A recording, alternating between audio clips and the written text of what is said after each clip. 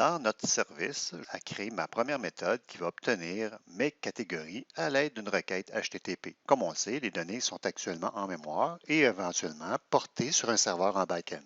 Je crée la méthode obtenir catégorie au pluriel.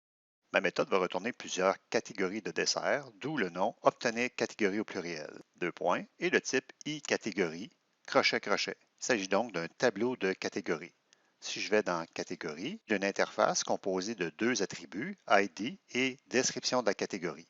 À l'intérieur de ma méthode, j'ajoute le return suivant. Mon return se compose du HTTP qui provient de l'injection du service dans le constructeur, de type HTTP client. J'utilise ensuite le verbe get. Sur Internet, on retrouve les différentes méthodes RESTful Service avec les différents verbes.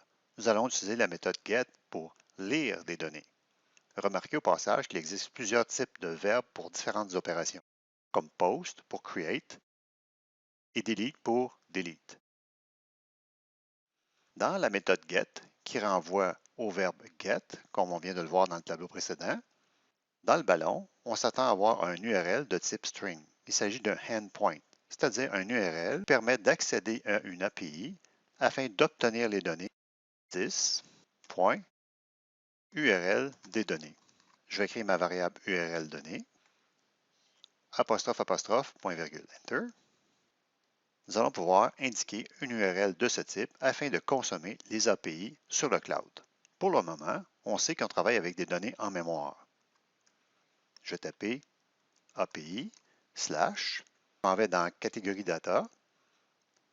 À droite du mot let, double-clic sur le nom de la variable, CTRL-C, je reviens dans mon service, coller.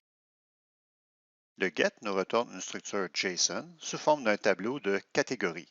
Je vais donc spécifier un paramètre générique après le get, avec le plus petit et le plus grand, à l'intérieur, iCatégorie sous forme de tableau, crochet-crochet. Au retour de l'appel du serveur back-end, les données seront stockées dans un tableau de type iCatégorie. Nous savons que le type retourné lors d'un appel HTTP est de type Observable.